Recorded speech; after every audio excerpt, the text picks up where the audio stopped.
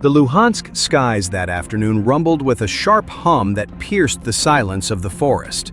From behind the control monitor, the FPV pilot of the Signum unit of the 53rd Separate Mechanized Brigade stared intently at the screen.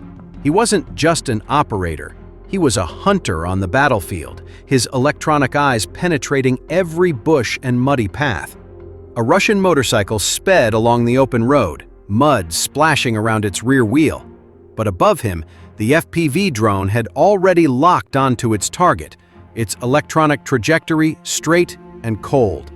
An explosion shattered the silence, killing the rider, who didn't have time to comprehend the impact of death.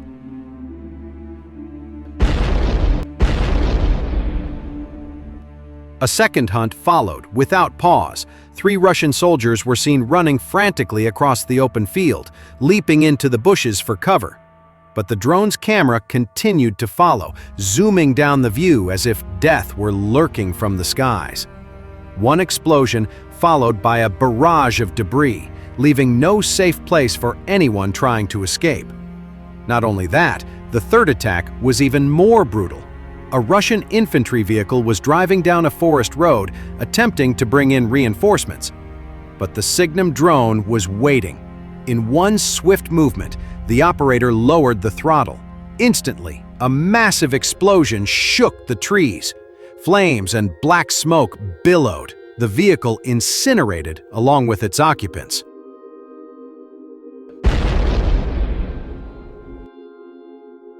In the fourth hunt, a lone Russian infantryman was seen running through the undergrowth, gasping for breath. But in the sky, an FPV drone remained relentlessly watching him. The final seconds captured chillingly on the screen. A small, quick, silent explosion, ending the entire day's hunt. In the past 24 hours, the Russian invaders had suffered yet another heavy loss. The front line that should have been their shield, instead becoming an iron tomb. That day, the hunt wasn't just a duty. It was a form of justice that flew with tiny wings and explosive heads.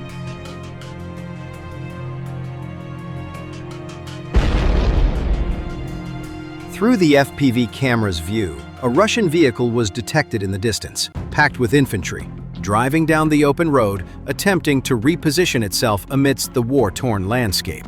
The Signum operator adjusted the attack trajectory, the camera shaking as the drone accelerated at a deadly pace toward the first target. Within moments of the first drone striking the enemy vehicle, an infantryman was thrown out, a loud bang shaking the ground. Flames engulfed the vehicle, and the 2 surviving troops scrambled for cover, leaving their comrades lying on the ground in the wake of the attack.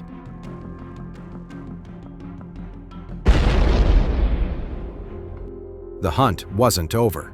From a distance, the Ukrainian operator had also locked onto a second vehicle attempting to turn onto the side of the road. The operator remained calm, the drone slipping through the gap and following a perfect trajectory toward its prey. The drone dived sharply, striking the enemy vehicle, and the enemy vehicle crashed into the wrecked vehicle in the middle of the road, while the troops inside scrambled to get out and escape. Moments later, another drone struck the vehicle, flames engulfing the charred remains. For them, there was no protection from the Ukrainian drone's piercing gaze, constantly lurking in the skies.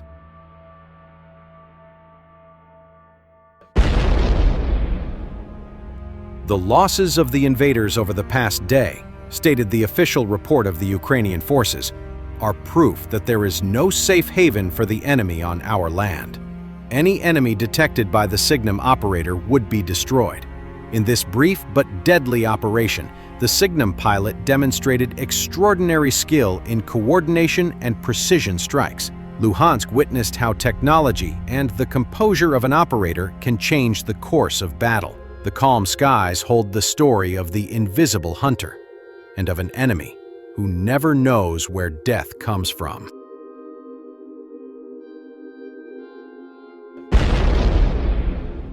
At the same time, Ukrainian forces repelled a large-scale Russian assault on the village of Mala Tokmachka, east of Orikhiv, military officials said Monday. The 118th Separate Mechanized Brigade shared a video on its Facebook page showing Ukrainian forces repelling the attack and destroying Russian armored vehicles.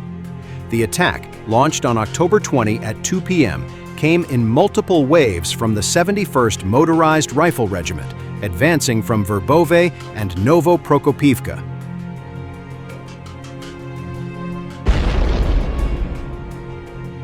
Each wave involved 5 to 8 armored vehicles, with a total of roughly 26 Russian units, including tanks, infantry fighting vehicles, armored personnel carriers, and Tiger armored vehicles. Ukrainian soldiers from the 118th Brigade said they struck back quickly. In the early hours, they destroyed 2 tanks, 12 infantry fighting vehicles, 6 armored personnel carriers, and 2 Tiger vehicles, forcing the surviving Russian forces to retreat toward Verbove.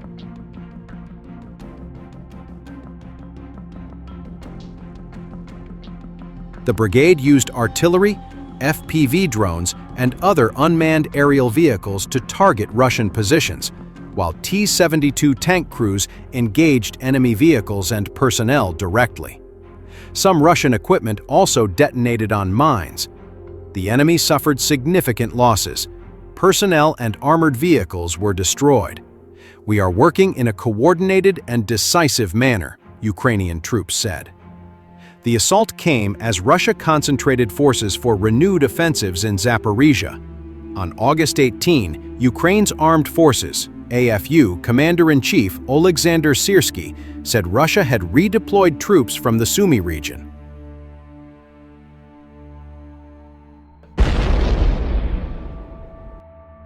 On August 22, Southern Defense Forces spokesperson Vladislav Voloshin confirmed the Russian regrouping. However, in September, reports indicated that Russia's summer campaign in Zaporizhia had largely failed. In early September, Syrsky reported that Russian forces currently hold a threefold advantage in manpower and equipment, which in some areas rises to 4 to 6 times. He said that in August, Russia had planned large-scale offensives in the Zaporizhia sector, but Ukraine's defense forces thwarted those efforts. As a result, Russian troops were forced to delay their push in Zaporizhia and redeploy Marine units to Donetsk.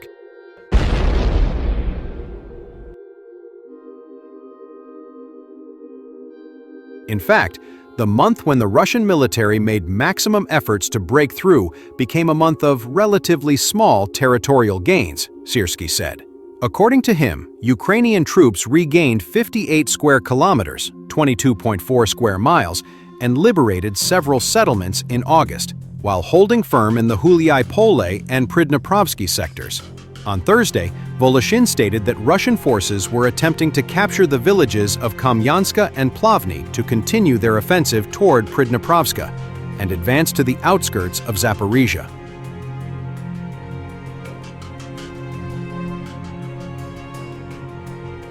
Meanwhile, Russian officers, desperate to find new methods, have resorted to deception, sending poorly equipped soldiers out to draw fire while better trained troops attempt to move elsewhere.